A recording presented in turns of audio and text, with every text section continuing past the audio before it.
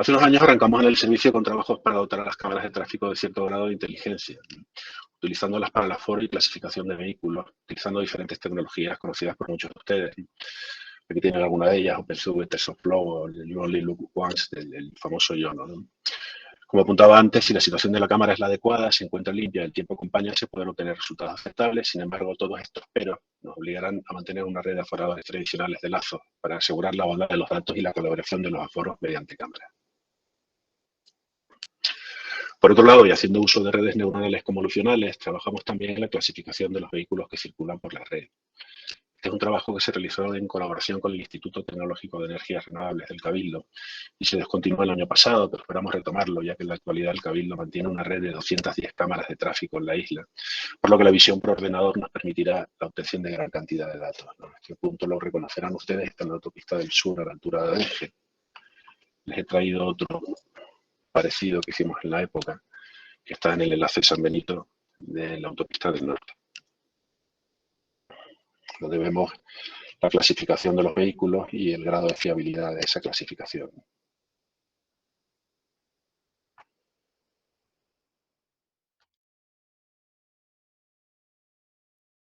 Bueno, bienvenidos al 13º Webinar Bot de la cátedra Caja 7 de Big Data, Open Data y Blockchain, que hoy tratará de usar la tecnología para hacer las carreteras más seguras. Antes de pasar con el ponente, ya que siga él con la exposición, quería también saludar a Carlos Alberto, director de estrategia de Caja 7 y subdirector de la cátedra Caja 7 nuestra de Big Data, Open Data y Blockchain. Hola, buenos días, Carlos. Hola, muy buenos días a todos. Bueno, pues para Caja 7, que nuestra misión como empresa es contribuir al desarrollo sostenible de Canarias, y para eso pues lo que hacemos es cubrir necesidades financieras y compartir parte del beneficio con la sociedad. Pues es un honor apoyar iniciativas como esta, ¿no? El otro día hablaba con mi compañero Carlos Domínguez y le decía que si se imaginaba el mundo actual sin Internet, todo lo que nos proporciona el Internet, etcétera. Y yo creo que en la situación actual, pues el mundo del dato y todo lo que conlleva las formas de hacer, pues diremos lo mismo dentro de años.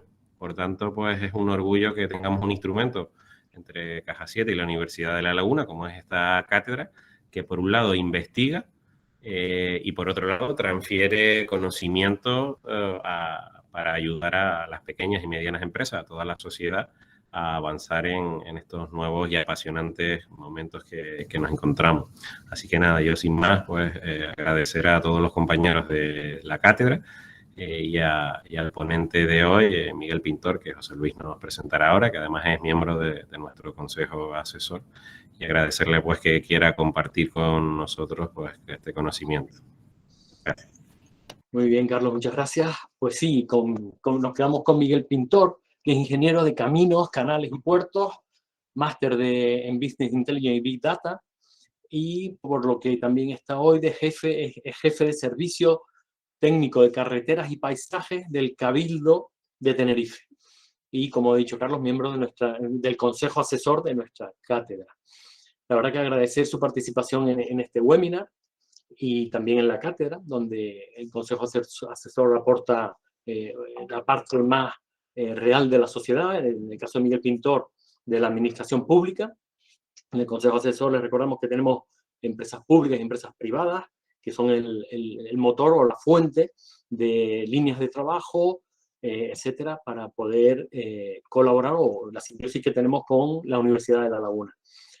También me gustaría destacar, porque es justo la colaboración que siempre tiene Miguel con los temas de prácticas externas de la ESITO y de otras, supongo, de la Universidad de La Laguna, ¿vale? Participa, ha tenido chicos allí, yo he sido tutor de algunos de ellos, y la verdad que es un placer trabajar con Miguel porque les enseña muchísimo y los chicos siempre están, chicas siempre están muy, muy contentos, ¿no? Bueno, vamos a la ponencia de hoy, donde desde el servicio de carreteras, servicio técnico de carreteras y paisaje del Cabildo de Tenerife, se realizan modelos matemáticos del tráfico de la isla, se hacen simulaciones de cómo repercutirán las posibles soluciones para resolver los problemas famosos, problemas de congestión. Usan datos de todas las cámaras de la isla, usan datos de telefonía móvil, y muchos de estos datos, incluso por la parte que nos toca también en la cátedra, accesibles en muchos casos en formato Open Data, donde el Cabildo ahora está en pleno desarrollo del portal suyo de Open Data, que nos va a traer grandes y buenísimas sorpresas seguro. Vamos a disfrutar de este ratito con Miguel. O sea que Miguel, cuando tú quieras. Muchísimas gracias. Muchas gracias, José Luis, y muchísimas gracias a la cátedra por darnos la oportunidad de hablar un poco de lo que hacemos en los servicios técnicos de carreteras del Cabildo. Los ingenieros estamos acostumbrados a hacer un trabajo que la sociedad da por hecho, ¿no? Estamos todos acostumbrados a abrir el grifo y que salga agua, o que salgamos por la mañana a la calle y las carreteras estén en perfecto estado de revista, ¿no? Y sin embargo hay un trabajo importante detrás que muchas veces no se conoce. Entonces, pues siempre agradecemos que nos permitan el transmitirlo, ¿no? A ver si puedo poner mi presentación.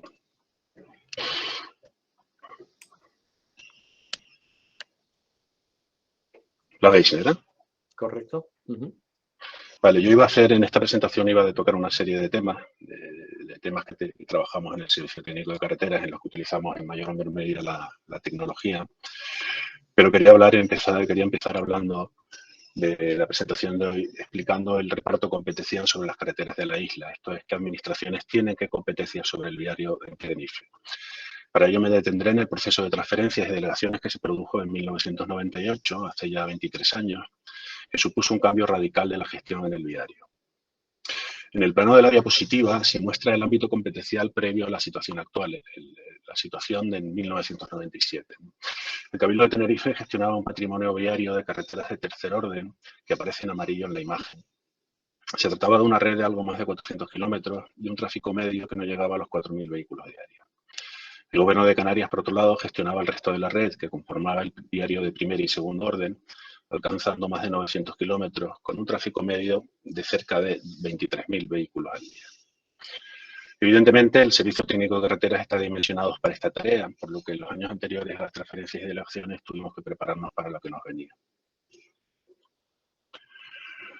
Lo que nos vino fue lo que vemos en este mapa. El viario de primer orden, clasificado en la Ley de Carreteras de Canarias como viario de interés regional, se mantuvo como dominio público del Gobierno de Canarias, mientras que la red de segundo y tercer orden, con calificación legal de viario de interés insular, pasó a ser de titularidad del Cabildo de Tenerife. Esto significó que de los 422 kilómetros pasamos a 988, y de una red con una IM de media de 3.828 vehículos al día pasamos a una red con una IM de media de 4.505. El Gobierno de Canarias mantiene la titularidad de una red de 341 kilómetros en términos de kilómetros equivalentes, que básicamente significa que las autopistas computan como kilómetros dobles. Pero aparte del proceso de transferencias, en el que se transmitió la titularidad de casi 600 kilómetros de carretera, se produjo además otro de delegaciones. El Gobierno de Canarias sigue siendo el titular de las carreteras de interés regional, pero delegó en los cabildos la gestión diaria de su propia red. Esto significa que el Gobierno de Canarias sigue siendo el titular de estas vías y sigue encargándose de las obras de ampliación y mejora de este viario, como la obra del importante túnel de Erjos que se está ejecutando actualmente. Pero la gestión diaria, esto es la conservación y explotación de este viario, recayó sobre el Cabildo de Tenerife. En la diapositiva he copiado parte de un decreto del 2002 que vino a clarificar cuáles eran las competencias de los cabildos sobre la red de interés regional de titularidad de la comunidad autónoma. Como vemos, son los cabildos los encargados de realizar las mejoras de firme del viario de interés regional. Y por esto actualmente tenemos en marcha, por ejemplo, dos importantes obras de reasfaltado de las autopistas del norte y del sur, que probablemente no perciban los usuarios porque se realizan siempre en horario nocturno. Aparte de esto, el Cabildo se encarga del mantenimiento de estas vías y de las que son de su titularidad, con diferentes equipos propios y contratados que suponen unos efectivos de alrededor de unas 300 personas únicamente en estas labores. También se delegó en los cabildos la explotación de la carretera, lo que se llamó en el decreto uso y defensa. Estas labores han convertido al Servicio Técnico de Carreteras en uno de los que más actividad administrativa generan dentro del Cabildo, ya que, como se puede leer en el decreto, consiste en el otorgamiento de todo tipo de autorizaciones y de imposición de sanciones cuando se realizan obras o actividades en la carretera o en su entorno que no cuentan con la autorización correspondiente. En la práctica, esto lo que ha significado es que la conservación y explotación de todas las carreteras de la isla de Tenerife se realizan desde el Cabildo, lo que genera una gran cantidad de trabajo por lo extenso de la red. La isla de Tenerife tiene unas cifras comparativas altas en longitud de la red frente a habitantes y superficie, pero sobre todo debido al intenso tráfico que soporta gran parte de esta red, que es comparable en gran parte de la isla al que soportan redes metropolitanas de las ciudades más importantes del país. Las cifras de la red gestionada por el Cabildo son las que se ven en la diapositiva, aunque como comentaba anteriormente, 341 kilómetros son de titularidad del Gobierno de Canarias. Esto significó un cambio profundo en la forma de trabajar de los servicios técnicos de carreteras, que actualmente cuenta con un equipo multidisciplinar formados por ingenieros de caminos, canales y puertos, ingenieros industriales, ingenieros informáticos, biólogos, ingenieros técnicos de obras públicas, aparejadores, ingenieros técnicos agrícolas, y entre personal propio y contratado ocupa a más de 350 personas. Y paso ya a entrar en unos cuantos puntos en los que trabajamos aplicando determinadas tecnologías. El primero y más evidente es el de realizar los aforos de las carreteras de la isla, que básicamente consiste en mantener al día los datos relativos al número de vehículos que circulan por la red de carreteras. Históricamente, este dato es de vital importancia en ingeniería de carreteras, ya que se utiliza como dato de entrada en infinidad de procesos. A la hora de diseñar una carretera, es importante conocer el tráfico con el que se verá demandada para calcular el tipo de carretera que se necesitará, tanto en sección transversal, esto es número de carriles, calzadas separadas o no, en su trazado en alzado, como por ejemplo las pendientes máximas, el trazado en planta, los radios de curvatura de la carretera y sobre todo en la sección tipo del pavimento. Esto es el paquete de firme que es necesario poner debajo del pavimento para soportar el tráfico con el que se va a ver demandada esa carretera en particular. Lo que se busca por un lado es obtener la intensidad media diaria, que viene a ser la media de los vehículos que circulan por una sección de carretera a lo largo de todo un año. En otras ocasiones se persiguen obtener datos en hora punta para el estudio de la situación pésima de la sección. Para ello, el Cabildo de Tenerife mantiene en su plan de aforos cerca de 500 puntos de medida a lo largo de la isla, que son de varios tipos, que vemos en la diapositiva. Las permanentes consisten en estaciones de tomas de datos que miden el tráfico de forma continua a lo largo de todo el año y guardan registros horarios de cada uno de los carriles de las secciones que se miden y las velocidades medias de estos vehículos. El Cabildo fue pionero en el uso de este tipo de estaciones y ya en 1998 mantenía una red de 26 estaciones de toma de datos que mediante conexión inalámbrica alimentaba la base de datos de aforo. Actualmente el número de estaciones permanentes se ha elevado hasta casi 40. Las primarias son aquellas estaciones en las que se realiza una medición semanal cada 2 meses, mientras que las estaciones de cobertura se aforan una semana al año. Para poder estimar la IMD anual en las estaciones primarias y de cobertura que no están siendo aforadas de forma continua, se les asigna una estación con comportamiento similar en la zona del grupo inmediatamente anterior y se elevan los periodos medidos al resto del año. En cuanto a las tecnologías utilizadas, que las vemos también en la diapositiva, tenemos las más antiguas de goma, en las que el paso de un vehículo genera una presión sobre el aire dentro de un tubo de goma que mecánicamente activa el contador. Este tipo de tecnología se sigue utilizando actualmente, ya que evita la necesidad de realizar obras en el paquete de CIME y, por tanto, nos da mucha flexibilidad a la hora de tomar datos en cualquier punto de la red. Las más habituales son las estaciones de espira, que son las que vemos en la imagen de arriba a la derecha. Constan de un cable eléctrico que se coloca en el pavimento, bajo el pavimento, formando un lazo. Cuando un vehículo pasa sobre la espira, genera modificaciones en la corriente eléctrica que circula por ella, que es detectada por el aforador. En función de cómo sea esta variación, el aforador es capaz de determinar el tipo de vehículo de que se trata, ya sea ligero o pesado. Además, se pueden colocar 2 espiras consecutivas, lo que permite al aforador medir la velocidad del vehículo y detectar otras incidencias como la formación de cola. Básicamente, lo que hacen estos aforadores es determinar la variación en la corriente eléctrica que circula por ellos y compararlas con un patrón. Y por esa comparación obtienen si se trata de una moto, de un vehículo ligero, de un camión, etc. La tecnología más moderna es la de aforadores por imagen, que venimos utilizando desde hace unos 15 años en el Cabildo en el interior de los túneles. Los resultados a cielo abierto no son tan exactos por las diferencias de iluminación, lluvia y suciedad en las cámaras, que exigen una buena localización, que no siempre es posible, y mucho mantenimiento en la limpieza de estas cámaras.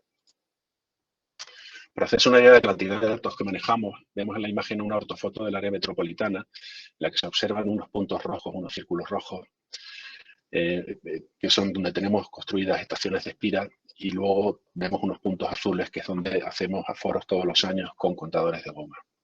Además, realizamos también estudios especiales. Básicamente, cuando queremos estudiar un enlace, cómo funciona un enlace, lo que solemos hacer es, sobre todo, colocar muchos contadores de goma en todos los ramales que acceden a ese enlace. Aquí vemos igualmente los puntos de aforo en el resto de la isla, que como comenté anteriormente, se acercan a los 500 puntos de toma de datos.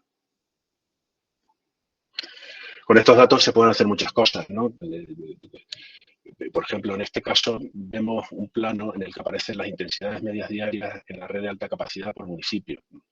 Este dato es especialmente elevado en la isla de Tenerife, como se puede observar en la figura, en la que la IM de media en las autopistas en el término municipal de Santa Cruz de Tenerife se eleva hasta los casi 100.000 vehículos al día, ¿no? Tenemos 97.389 de media, pero vemos que en todo el arco de las autopistas de la zona metropolitana hacia el norte y hacia el sur, pues los tráficos son elevadísimos.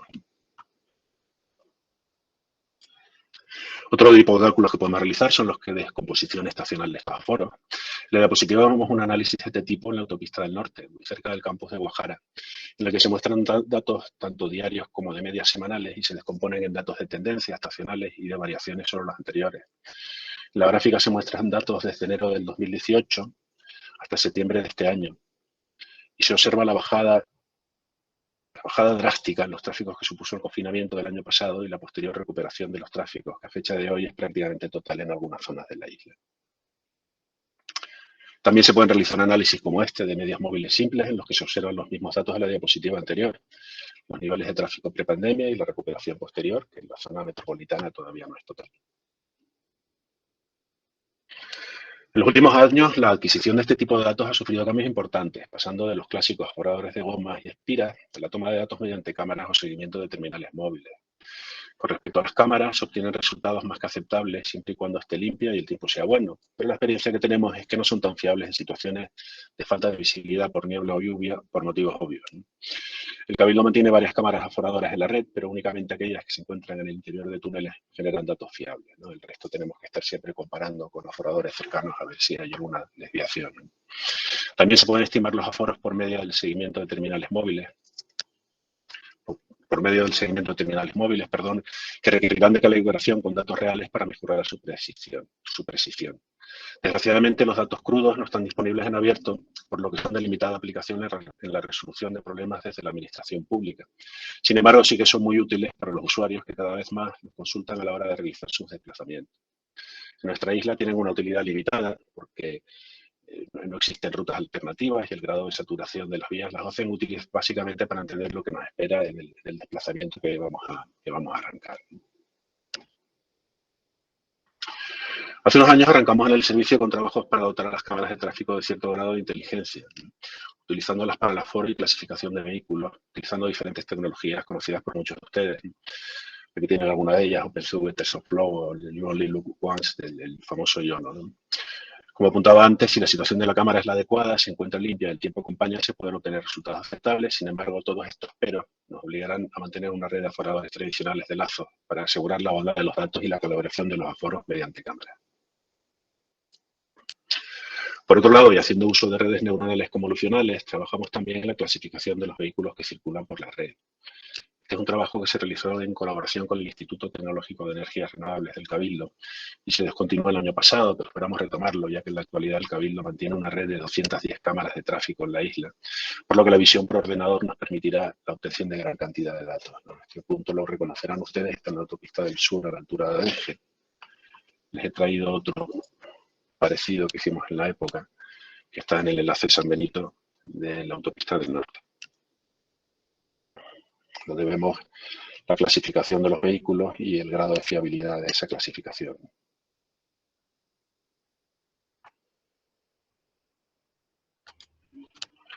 Y paso ahora a hablarles del Centro de Información de Carreteras. Este es uno de los proyectos que más tecnología utilizan de los que se han puesto en marcha en el Servicio Técnico de Carreteras del Cabildo.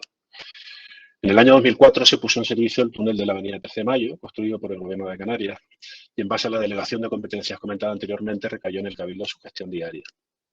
Esto supuso la puesta en marcha de un servicio 24/7 de vigilancia del túnel, ya que la normativa técnica en aquella época y la posterior del 2006 así lo exigían.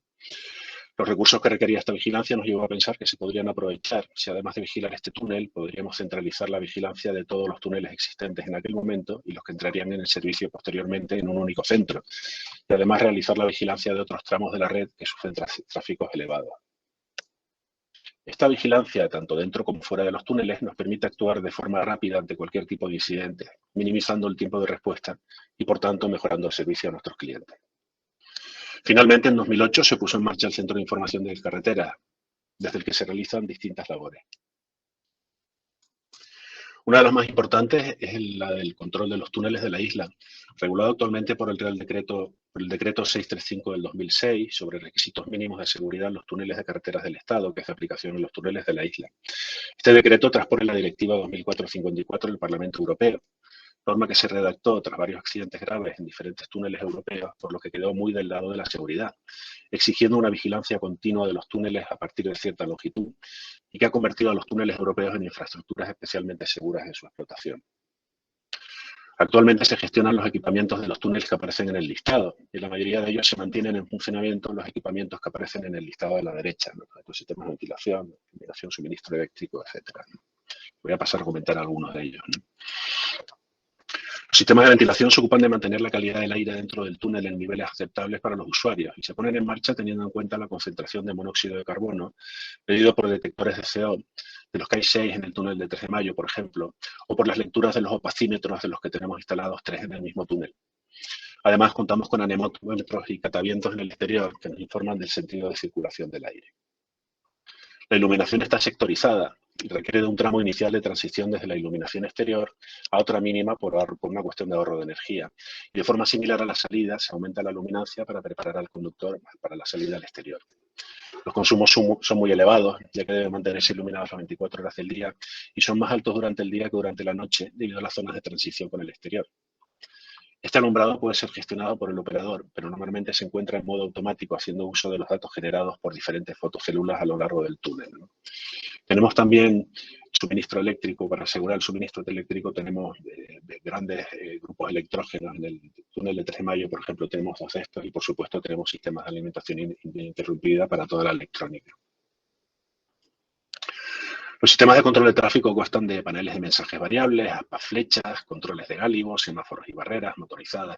Toda esta gestión está centralizada en el CIC y se gestiona mediante planes de señalización preparados para las incidencias más comunes. O sea, no es necesario ir aspa por aspa o cartel por cartel indicando las modificaciones que se tienen que realizar ante una incidencia, sino que automáticamente se le puede decir al sistema la configuración completa que tiene que tener, ¿no? El sistema de detección automática de incidentes utiliza las imágenes de vídeo de las cámaras fijas del circuito cerrado de televisión instaladas en el interior del túnel, ¿no? Estas imágenes son procesadas por un analizador mediante un algoritmo que extrae la información pertinente, alarmas de incidentes y medidas de tráfico.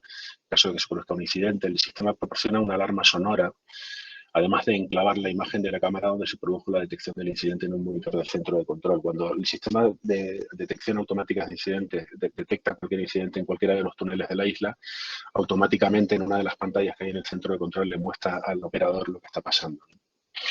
En el Centro de Información de Carreteras se vienen utilizando desde hace ya más de una década mediante el uso de hardware específico que detecta vehículos detenidos, conductores suicidas, pérdidas de carga de vehículos, peatones, animales sueltos, atascos, disminución abrupta de velocidad y humo. Funcionan bastante bien, ¿no? Aunque el germen del Centro de Información de Carreteras fue el de la gestión de túneles, actualmente gran parte de la actividad tiene más que ver con lo que ocurre fuera de ellos. En el Centro de Información de Carreteras se centraliza toda la información generada por el propio personal de carreteras, por el CECOES 112, por la Guardia Civil, policías locales, usuarios, etcétera, teniendo en funcionamiento un número de teléfono gratuito en el que se puede solicitar cualquier información acerca del estado de la red. Se mantiene el registro de todas aquellas obras que suponen interferencias al tráfico y se mantienen links a las diferentes cámaras de la red para que cualquier interesado pueda acceder a la información a través de la página web que se mantiene actualizada desde el propio CIC.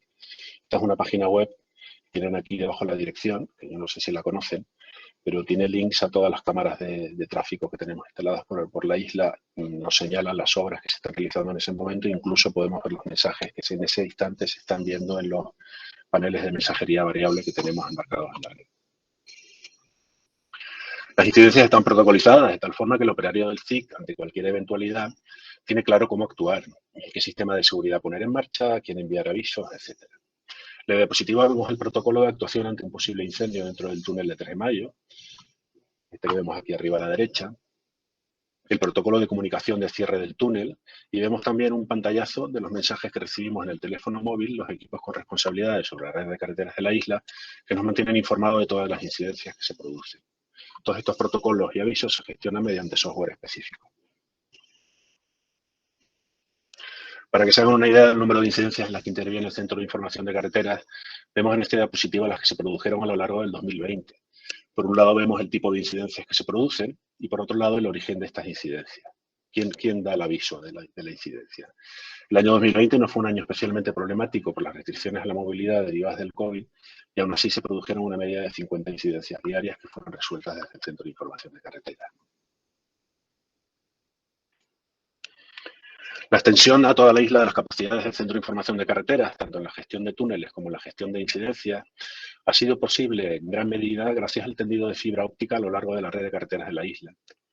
El Cabildo de Tenerife comenzó con este trabajo, que en parte ha sido realizado desde el Servicio Técnico de Carreteras, en el año 2010, con la primera fase en la TF1, que aparece en la imagen en rojo, desde aquí.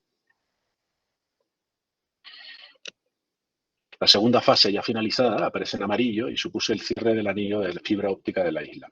Actualmente tenemos en marcha la fase 3, se está ejecutando la obra, que aparece en naranja en la imagen, y que entrará en servicio en el segundo trimestre del próximo año, dando servicio a puntos alejados del anillo insular de comunicaciones. Las siguientes fases planificadas son las que aparecen en color blanco, en las cañadas, en verde, en Anaga, y bueno, seguiremos con la extensión de la red, evidentemente. Para el tendido de esta fibra óptica, el Cabildo Insular tiene en propiedad una máquina zanjadora pesada que permite la ejecución de la zanja en los márgenes de las carreteras para la posterior introducción de un ducto por el que se introduce finalmente la fibra óptica, que es la que vemos en esta imagen de aquí. La tenemos desde el año 2009, se compró esta máquina y está trabajando desde entonces.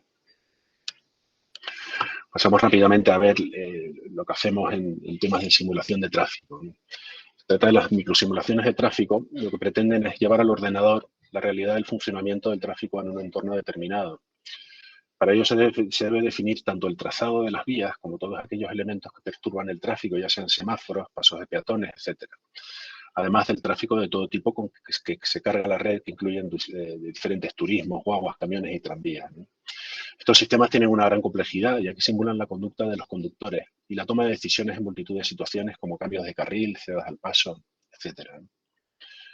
Una vez calibrada la situación actual de una parte de la red, permite realizar cambios sobre ella, por lo que son ideales para evaluar los efectos que se producen debido a la modificación y diseño de intersecciones semaforizadas o no, carriles de alta ocupación, vías exclusivas para el transporte público, control de velocidad, efecto de cierre de vías, restricciones debidas a incidentes y obras, etc. En la imagen vemos una microsimulación realizada el año pasado en la glorieta de Padre Anchieta, en la autopista del norte. Con esta simulación se evaluaron determinadas modificaciones sobre el diseño de la glorieta, además del efecto de las obras que se están ejecutando actualmente, como la previsible mejora que sobre el tráfico supondrá la construcción de la pasarela peatonal elevada que comenzará en breve. Podemos simular la glorieta con los peatones que tiene actualmente, como se ve en este vídeo que estábamos viendo, y luego decirle al simulador que haga desaparecer esos peatones y ver cómo funciona comparativamente entre una situación y otra. El uso de estos microsimuladores genera gran cantidad de datos, ¿no? En la figura vemos los resultados de demoras por intersección, cada una de las intersecciones que se producen en nuestro modelo, estadísticas de viajes, niveles de servicio en tramos y niveles de servicio en glorieta. Los niveles de servicio en ingeniería de carreteras se designan con las letras de la A a la F, siendo la A la mejor y F la pésima. Como se puede observar, el nivel de servicio predominante tanto en los ramales como en la propia glorieta es el F en hora punta, síntoma claro de que la glorieta se encuentra en situación de colapso viario, como saben muchos de ustedes, ¿no? Vemos aquí que prácticamente todos los tramos de la glorieta están en situación F en hora punta y también los tramos de acceso a esta glorieta. Pasamos a hablar de los modelos de transporte. En este caso se trata de llevarse al ordenador una representación matemática simplificada de los patrones que siguen los viajes que se realizan en un territorio, así como el modo de transporte y la ruta utilizada. Para diferenciarlos de las simulaciones que hemos visto anteriormente, a aquellas se las denomina microsimulaciones y a estas macrosimulaciones. A las que combinan ambas aproximaciones se las denomina mesosimulaciones. Los más habituales, los modelos de transporte más habituales son los de 4 etapas. Una vez realizada la zonificación del territorio que queremos modelar, se calcula en la primera etapa la capacidad de generar y atraer viajes de cada una de las zonas en las que hemos dividido el territorio en base a la cantidad de población residente, los puestos de trabajo, las camas hospitalarias, las plazas educativas, la actividad comercial, etc. Posteriormente, en la segunda etapa, se estiman los viajes entre cada zona, tomando las zonas 2 a 2. Y estimamos el número de viajes totales entre cada par de origen-destino, entre cada 2 zonas distintas, ¿no? Una vez tenemos los viajes que se realizan en determinadas zonas, en la tercera etapa se estima el modo en que se realizan. Esto es, si se realizan andando, si se realizan en bicicleta, en coche, en transporte público, etc. Y finalmente, en una cuarta etapa, se asigna a cada viaje una ruta. Para los que se realizan en coche, las carreteras por las que discurre ese viaje, y para aquellos resueltos en transporte público, se asignan las líneas de guagua o tranvías utilizadas. Para calibrar los resultados que se van obteniendo a la hora de montar el modelo, es necesario contar con gran cantidad de datos de partida, datos socioeconómicos, encuestas domiciliarias, inventarios de carreteras, aforos, líneas de transporte público, etc. Una vez montado y calibrado el modelo, se realizan modificaciones en el mismo para evaluar los resultados de estas modificaciones. Generalmente se simula la construcción de nuevas infraestructuras y la modificación de las líneas, frecuencias y capacidades de transporte público. Son, por tanto, una herramienta muy útil en planificación del transporte. Aquí vemos a la derecha el modelo del 2008. Es un zoom sobre la zona del área metropolitana y aparecen perfectamente definidas todo el viario y muchas de las calles más importantes de Santa Cruz. En distintos colores aparecen las distintas líneas de transporte público y en rojo, por ejemplo, aparecen los puntos. O sea, que es un modelo matemático en el que se define todo lo que tiene que ver con el transporte público. Y hacemos un poco de historia. En la imagen vemos dos trabajos realizados en el siglo pasado desde el Servicio Técnico de Carreteras. La primera es un estudio de accesibilidades por carretera en toda la isla, y para la obtención de los datos necesarios hubo de recorrerse toda la red cronómetro en mano para calcular los índices de accesibilidad. En la actualidad, estas tomas de datos se realizan haciendo uso de algoritmos o APIs disponibles para la obtención de caminos y recorridos mínimos por la red. En eso la verdad es que hemos mejorado bastante. Posteriormente se realizaron hipótesis de futuro, incluyendo nuevas vías, y se verificaron las mejoras en accesibilidad que generaban. El segundo fue el primer modelo completo de transporte público que se puso a punto en la isla desde el año 1998 y permitió estudiar las mejoras que la introducción de otros modos de transporte supondrían a nivel de isla.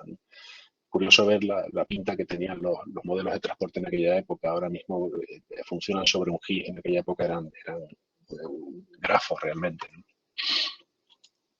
Ya en este siglo se realizó la primera encuesta domiciliaria de la isla. Estas encuestas son imprescindibles en la generación de modelos de transporte, ya que determinan cómo se mueven realmente los habitantes de un territorio, información necesaria para calibrar los modelos de transporte.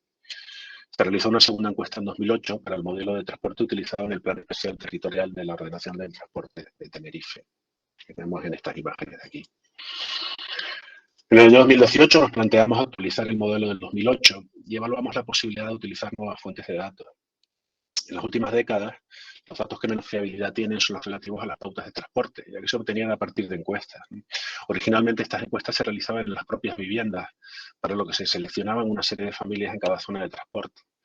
Se realizaba una primera visita en la que se les explicaba qué datos se debían tomar y se les dejaba un cuaderno preparado para el registro de estos datos. Una semana más tarde se volvía a realizar visita para recabar los datos y verificarlos. Sin embargo, hace ya décadas que no es habitual que nadie nos deje entrar en su casa, ¿no? Entonces, para recabar estos datos, lo que se hace es hacer llamadas telefónicas, ¿no? Claro, para recabar estos datos por teléfono había que llamar a un teléfono fijo. Tiene que ser un teléfono fijo para saber en qué zona de transporte está, y para ello es necesario que alguien en la casa conteste, ¿no? Lo que significa que no estaba fuera de la vivienda y por lo tanto no estaba realizando ningún viaje. Esto incluía un sesgo importante en los datos, a la baja, en el número de viajes, ya que los encuestados debían estar en su vivienda y por tanto los posibles encuestados no estaban viajando, ¿no? Realizaban menos viajes. Por otro lado, el alto coste de estas encuestas nos llevó a realizar el número estrictamente necesario, por lo que se obtenían datos relativamente buenos para los viajes mayoritarios en cada zona, pero se perdían las posibles relaciones con el resto del territorio. Finalmente, en 2008, tiramos a la piscina y optamos por mejorar los datos obtenidos con las encuestas utilizando el seguimiento de terminales móviles y de los datos de la tarjeta TEMAS, que es la tarjeta que necesitamos para hacer uso del transporte público en la isla, la tarjeta sin contacto. Con esto se pretendía obtener más datos de partida para la calibración del modelo y obtener más modelos, ya que el coste de las encuestas limitaba anteriormente este número de modelos a 2 o 3 modelos en horas punta y valle de día laborable, básicamente. Lo primero que hicimos fue seleccionar una nueva zonificación, que era consistente con la de 2008 para poder realizar comparativas, pero con una mayor granularidad, ya que el uso de técnicas de Big Data sobre datos de seguimiento de terminales móviles nos daría información sobre muchos más viajes. La zonificación debería ser consistente con la red de antenas de telefonía móvil y para ello se realizó una primera matriz de origen-destino de viajes en octubre de 2017. Esta matriz validó nuestra zonificación, que pasó de 121 del 2008 a 150 zonas en 2018, que son las que se ven en la imagen con un zoom a la zonificación en el área metropolitana, como es normal, el tamaño de las zonas en los lugares que están más densamente poblados es mucho más pequeño que donde no lo es. Una vez verificadas las zonas, se procedió a generar diferentes matrices de origen-destino de los viajes totales. Los datos de seguimiento de móviles utilizados suponían cerca del 30% de las líneas de móviles de la isla, ¿no? Básicamente lo que pasamos es de encuestar a 5.000 familias a hacer un seguimiento del cerca del 30% de la población que en ese momento estaba en la isla. Se generaron matrices para los viajes realizados en día laborable de junio, matriz horaria, esto es un total de 24 matrices para el laborable de octubre y otras de sábado y festivo. Esto de la matriz horaria es importante. Antes, cuando solo se hacían encuestas, como decía, podíamos llegar a tener 3 matrices, ¿no? Una matriz de hora punta de la mañana, una matriz de hora punta de la tarde y otra matriz a lo mejor de hora valle. Y sin embargo, para el estudio del día laborable tipo, llegamos a tener 24 matrices, una para cada hora del día. Estas matrices están desagregadas por zonas de transporte, distancia de viaje mayor o menor de 1000 metros, para capturar los viajes realizados a pie, por la actividad desarrollada en origen, por la actividad desarrollada en destino y por la residencia habitual del viajero, ya sea residente en Tenerife, en el resto del país o en otros países, diferenciando entre 14 lugares de residencia distintos. Las actividades tanto en origen como en destino distinguen entre viajes basados en casa, o sea, viajes que arrancan en la casa del viajero, viajes basados en trabajo, con destino en el trabajo u origen del trabajo, en otra actividad frecuente y en actividad no frecuente. Esto se hace gracias al cálculo del tiempo y el número de los días a la semana que un terminal permanece en el origen o en el destino del viaje. Los resultados de la matriz origen-destino de viajes la pueden encontrar en la dirección que ven en la diapositiva, en donde podrán además descargarse los datos que pueden filtrar previamente si lo desean. Por otro lado, se trabajó desde la empresa TITSA en colaboración con el Cabildo con los datos de cancelaciones de la tarjeta TENMAS. Los datos de esta tarjeta nos dan muy buena información acerca de la parada de inicio del viaje en transporte público. Sin embargo, en la mayoría de los viajes no se contaba con la parada final, dato necesario para determinar el destino del viaje.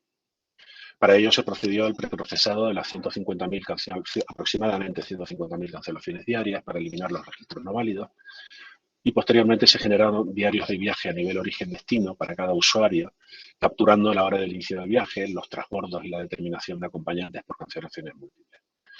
Cuando no se recogía la cancelación en el destino del viaje, se estimó haciendo uso cuando estaba disponible del inicio del viaje de vuelta, lo que nos permitió construir una matriz, solamente le permitió a TITSA construir una matriz origen-destino de los viajes en transporte público en la isla. Los datos de la matriz origen-destino así calculada para el día laborable de octubre del 2018 están disponibles igualmente en la dirección que ven en la diapositiva, desde la que también pueden descargarse los datos.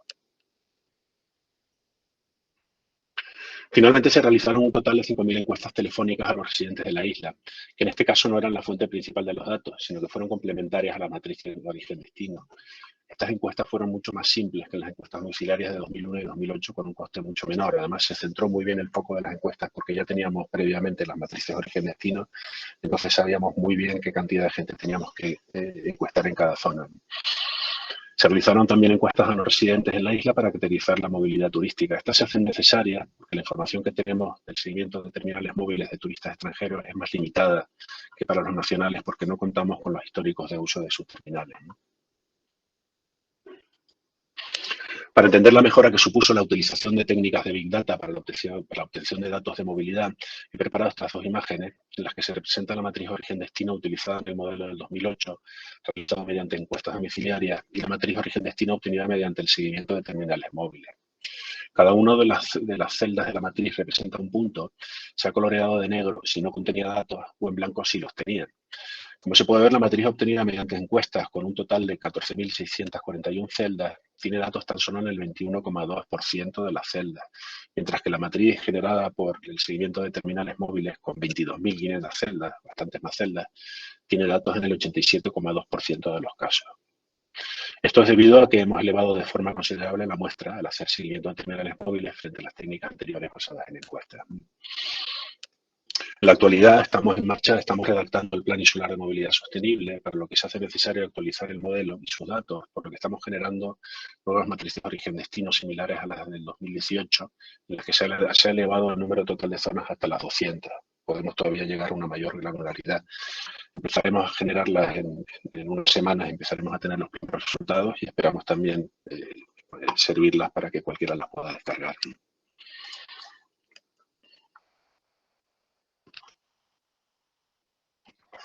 Perdón. Finalmente quería hablarles sobre un proyecto en el que llevamos embarcados desde el año pasado, que pretende racionalizar el transporte público en la isla de Tenerife.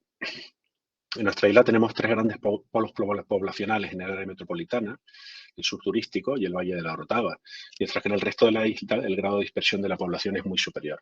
Esto implica que para dar servicio a estas zonas menos pobladas se han puesto en marcha líneas de guaguas que mantienen un débil tráfico con costes similares a otras que se ven muy demandadas.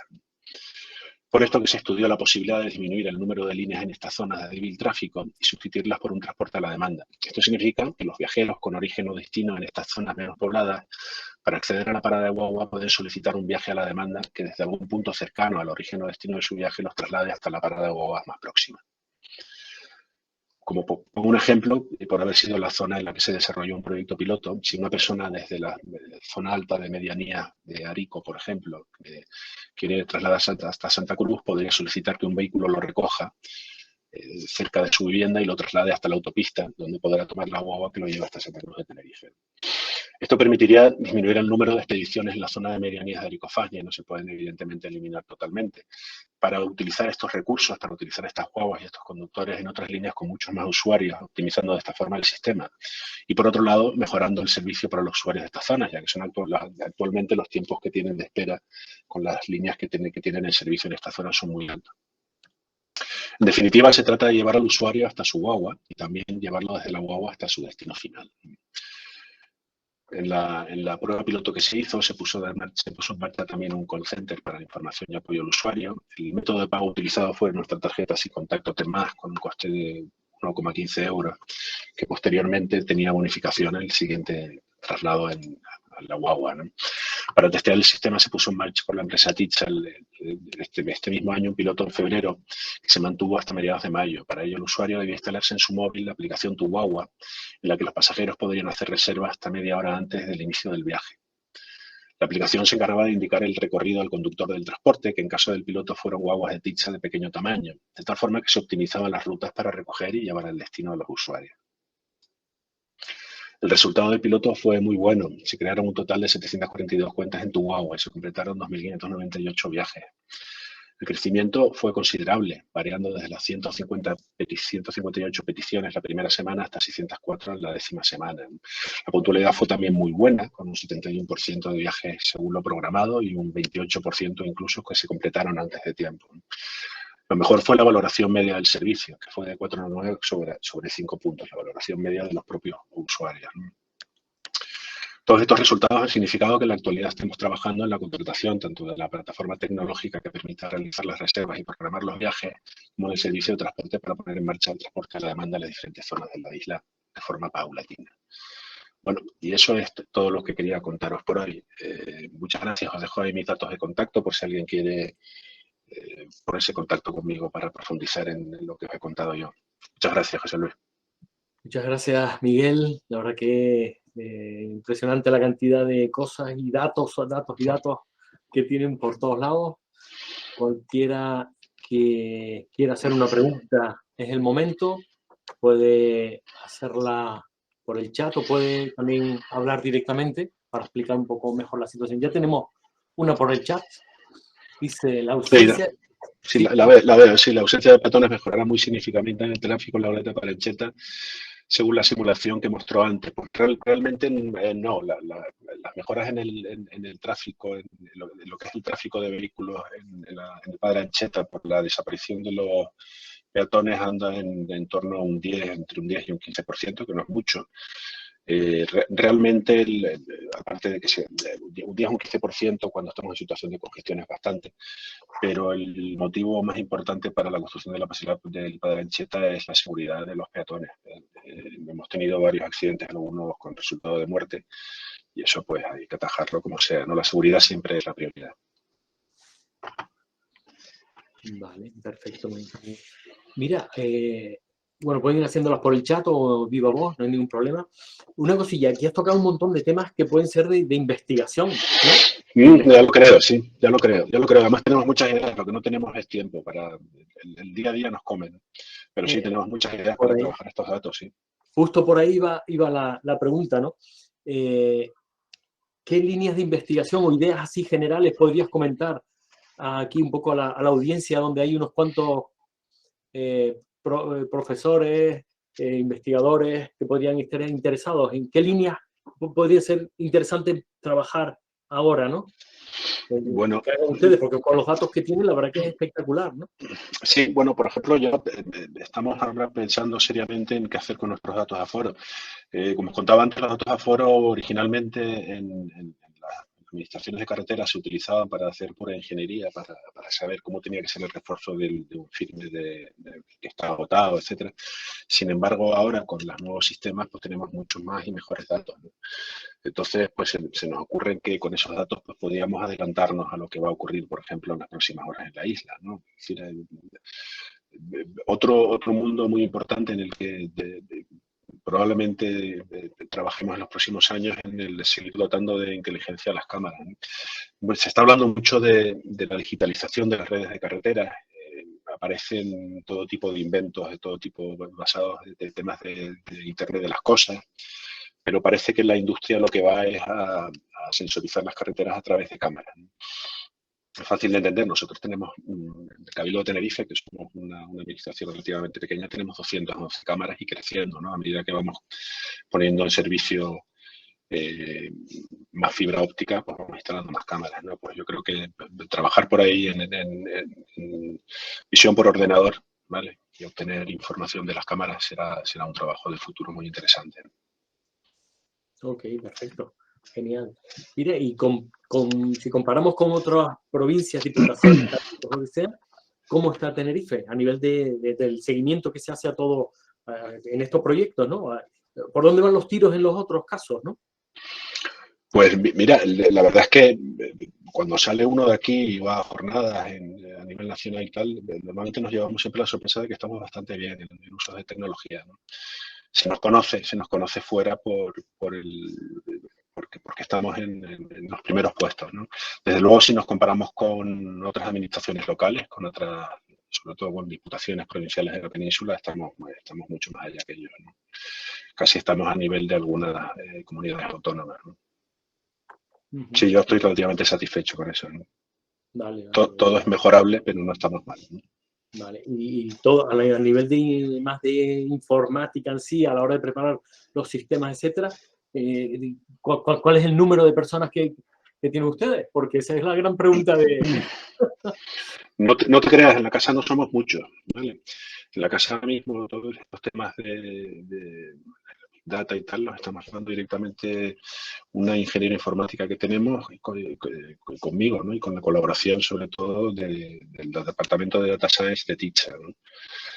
Todos los temas del Centro de Información de Carreteras, por ejemplo, son contratados externamente, y lo que tenemos en el servicio es un ingeniero técnico en telecomunicaciones, muy bueno, por cierto, que es el alma mater del Centro de Información de Carreteras. Pero no te creas, en la casa no hay tanta gente, ¿no? Bueno, con lo importante que es el tema de la movilidad y a nivel incluso europeo, ¿no? Etcétera. Me refiero incluso a nivel de datos, ¿no? Que cada vez es uno de los puntos prioritarios en la nueva directiva que salió, etcétera. Y bueno, la verdad que luego para manipularlos, trabajarlos, toma de decisiones, etcétera, es crítico tener también un equipo importante, ¿no? O sea, que la verdad que están haciendo un montón de cosas con muy poca gente. Estoy de acuerdo contigo. Si no, por lo menos nosotros tenemos algunos perfiles ya preparados y con experiencia, ¿no? Lo que ocurre normalmente en las administraciones con competencias en materia de carreteras es que no tienen a nadie, ¿no? Claro. Mira, tienes otra preguntita por aquí. ¿Se tiene pensado continuar el proyecto de detección y aforo en colaboración con ITER? Hombre, una pregunta de uno de los que estuvo trabajando en esto de forma intensa, sí. El amigo Hernán. Pues sí, yo desde luego tengo la idea de continuar con ese trabajo. No sé cómo lo haremos, no sé si lo haremos con el ITER o mediante otro sistema, ¿no? Yo no me gobierno solo, ¿no? Pero desde luego sí que seguiremos trabajando en esa línea de trabajo. Vale, perfecto. Miguel, quítalas de la presentación ya si quieres, para que ya te quedes tú bien como postal. Estupendo. Vale, ¿algún comentario, alguna preguntilla más que alguien quiera realizar? Nada. Pueden hablar en micro también directamente. La verdad que bueno, todos estos datos que están en muchos departamentos de la administración pública, no solo la de ustedes, son los que ahora le dan valor realmente a un portal de datos abiertos. Con lo cual será mucho más fácil poder buscarlos, contrastarlos, utilizarlos, etcétera, ¿no? La parte de Open Data es fundamental. Y justamente ayer salió la transcripción de la directiva de la de 2019 de los temas de Open Data. Lo hicieron como un real decreto, entonces, bueno, habrá que también fijarse un poquito a ver qué nos marcan por ahí, donde además ahí dicen que uno de los puntos prioritarios, etcétera, son la movilidad, geolocalización, bla, bla. Porque usted tiene ahí muchísimos datos donde poder trabajar, ¿no? Y animo también a la comunidad universitaria a acercarse a Miguel. Nosotros ya estuvimos, la cátedra, estuvimos por allí, por el servicio, nos enseñaron una serie de simulaciones, una serie de productos que tienen, y bueno, la verdad que fue impresionante. Y nada, animo a la comunidad universitaria también a contactar y colaborar en cosillas, ¿no? Parte de los alumnos, que siempre se aprende mucho, también los investigadores, ¿no? Nosotros estaremos encantados. Muy bien, pues nada, Miguel, muchísimas gracias, porque además ha sido en un tiempo muy, muy prudente de contar tanta información, con lo cual de darte las gracias y también por pertenecer al consejo asesor y al webinar de hoy. Vale, muchísimas gracias. Gracias a vosotros y buenos días. Venga, buen día, chao. Chao.